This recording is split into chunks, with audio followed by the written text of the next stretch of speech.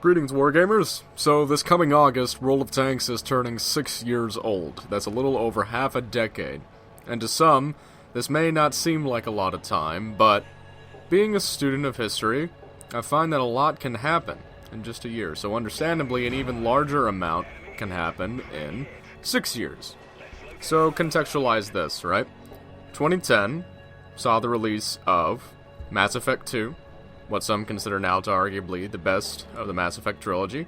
We saw franchises either about to boom, like Battlefield with Bad Company 2, and Call of Duty with the first Black Ops, or see such franchises make evident that their golden age had passed. Halo Reach, the long, gruesome Dark Age for real-time strategy, Command & Conquer 4, SubCom 2. 2010 was a significant year for gaming. And I suppose if you ever wanted to take a class on the history of the games industry, this year will be cited in a couple of lectures. But all the games I mentioned were franchises. We're talking about the sequels to some of them even now. Black Ops 3 released very recently. There's speculation about Battlefield 5.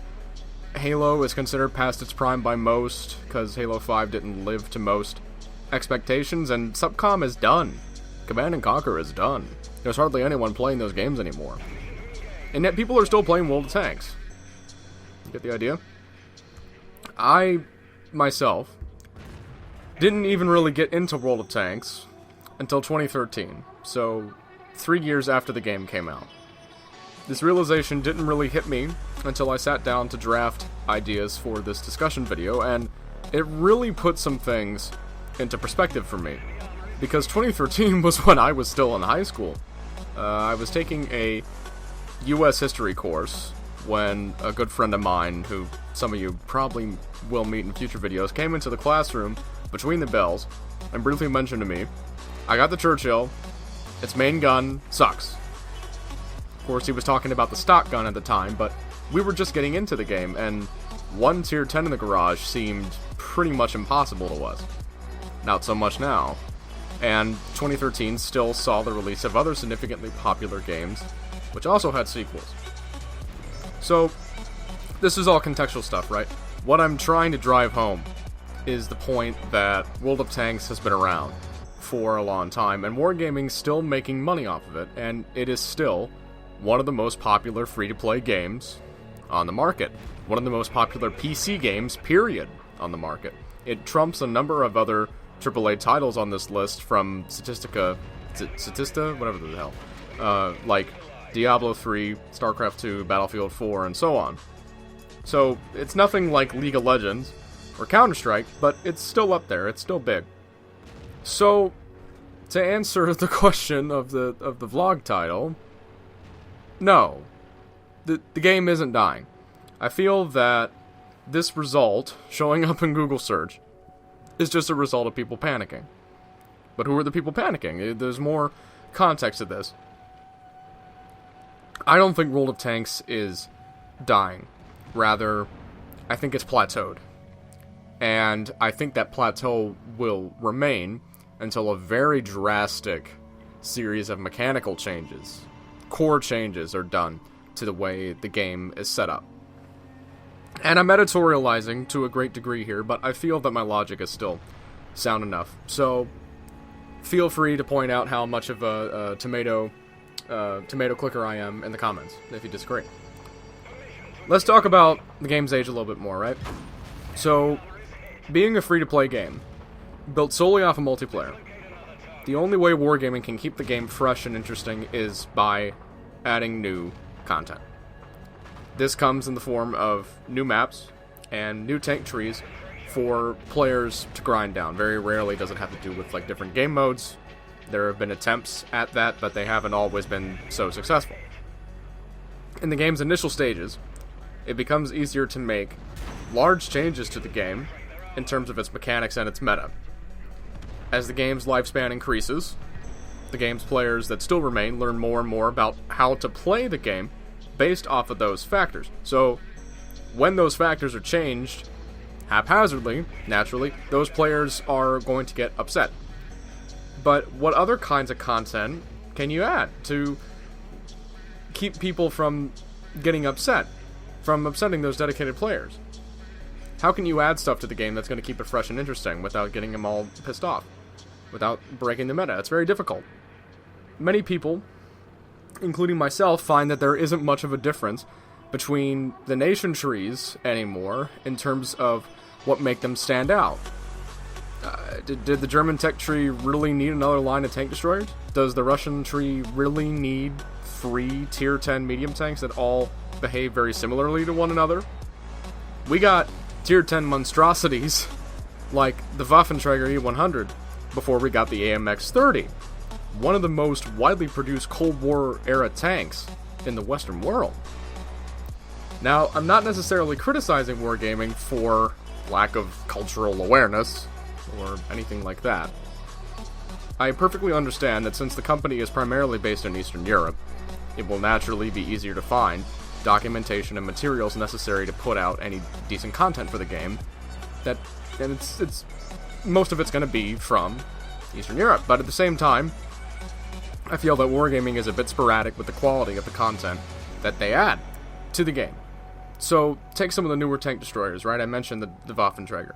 The Waffenträger line of German TDs hosts some vehicles that outperform many of their contemporaries in a wide range of categories. The Rimborsig is equipped with a gun that has as much alpha as an ISU-152, has an incredibly low profile that makes it very hard to hit at range, and to top it off, it has a Romulan cloaking device. Of course, the Waffle 100's reputation already precedes it because of its autoloader. And if you look at these vehicles on Watt Labs, you can see how big of a performance gap there is. On the other hand, the British turreted TDs feature some unique and potent vehicles that don't hold an unfairly firm grip on the game meta. The Charioteer, for instance, is a highly mobile vehicle that functions a lot like a Tier 8 Hellcat. I think it stands out very well as a good example of adding new content that has a place in the meta, but doesn't overpower the meta, right? It doesn't contribute to power creep. So, as far as new content is concerned, I think wargaming is doing a good job lately. The Czechoslovakian medium tanks and the Japanese heavy tanks, to me, both stand out as unique content, fresh, interesting stuff for players who have been playing the game for a long time now to try out, and another slice of variety for the game's meta as a whole. But we can only do so much, and there are going to be plenty of people who disagree with what I said there for a number of reasons, and that's fine. But there are other factions worth of tech you could add to the game. And yet the decision to add a new nation's worth of tech is not taken lightly. It's a very difficult thing to do effectively, but let's be honest, right? Do we even see half of this new content, like the Japanese heavies? Do we even see half of this stuff being used in anything other than public matches? This brings me to another point, and it's going to lead into, I guess, the latter portion of this video. I think the player base that wargaming may be alienating the most in recent history is the organized, competitive community, Clan Wars. Admittedly, Clan Wars was the only thing that even kept me interested in World of Tanks for some time, until I started getting more serious about this YouTube channel. Now, I get to enjoy the game in a different way. I think I'm enjoying it the way that wargaming wants people to enjoy it the most as, but I can't help but feel a twinge of annoyance at the disregard for this game's competitive community at the same time. Because, frankly, everything was going fine until Clan Wars 2.0. And I can make a whole different video on Clan Wars 2.0, but the introduction of some really screwy mechanics that are, like I said, more proper for the focus of a separate video, I feel that wargaming alienated a good deal of the community away from Clan Wars, resulting in them wanting to go on to try and establish competitive environments in other games, like Armored Warfare, which has been gaining a lot of momentum lately.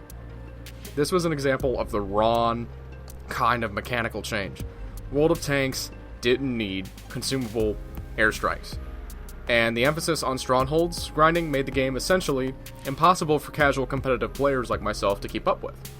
It seems that we now exist on two ends of a spectrum that wargaming is marketing towards.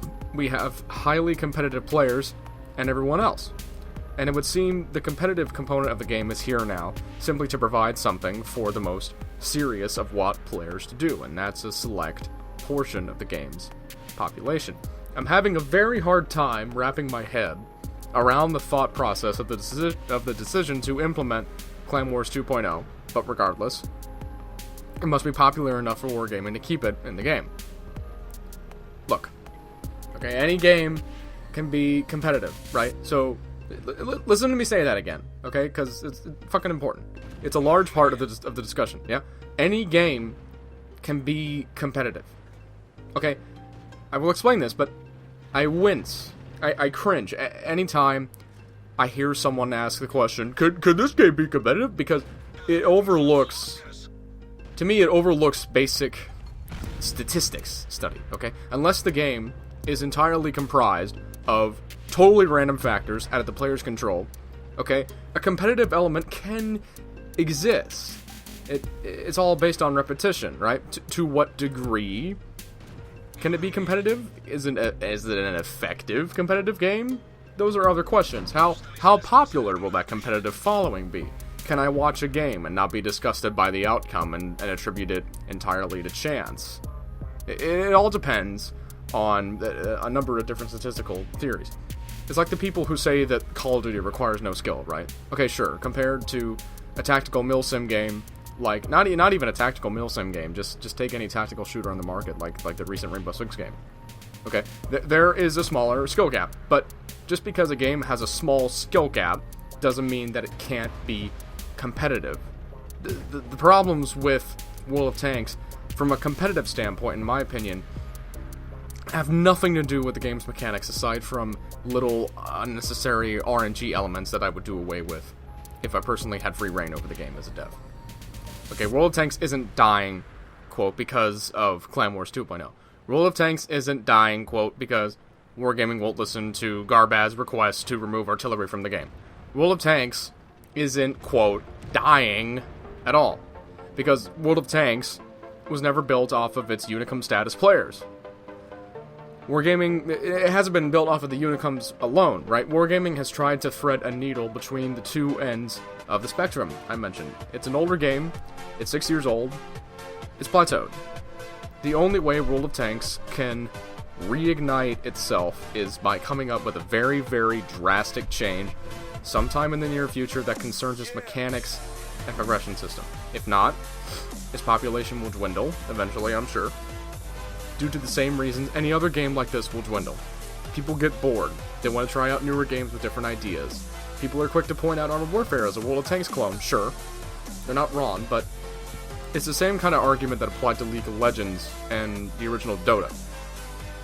League of Legends became popular by taking a formula, simplifying it in parts, and making it more accessible and easy to understand for a wider audience while still adding a fresh spin on things in the forms of different mechanics. Armored Warfare has taken many of the complicated elements of World of Tanks and made them universal, like vision notifications that are essentially the way the perk Sixth Sense works. The cruise system is implemented in a similar manner, progression is similar, but remember that scene from the James Franco, the Seth Rogen film, right, where they go to North Korea? Okay, it's the same, but different. But still the same. Okay, even Call of Duty looks like it's managed to stagnate in recent memory due to the same reasons. You can rehash the formula again and again, but in the world of online entertainment, people are always looking for something new. People are always looking for something fresh, because it's instant, right? I'm no less guilty than anyone else to this. I'll eventually get bored with Armored Warfare, just like I got bored with Halo, just like I got bored with Battlefield, but will I stop playing video games because of it? No, probably not. And World of Tanks has a lot of content in it, the way I see it. Honestly, if you haven't gotten to Tier 8 and at least a few lines of progression, you're only scratching the surface of the game. I've seen games die before. I saw Tribes Ascend go under the radar. You know what it took to get that game reinvigorated? A massive goddamn update that didn't add new content, but changed already existing core elements of the game. Artillery and invisible tanks, in my opinion, only scratch the surface. But there are plenty of other topics for another day. Until then, I'm Gregory Aaron Havener. Thanks so much for watching.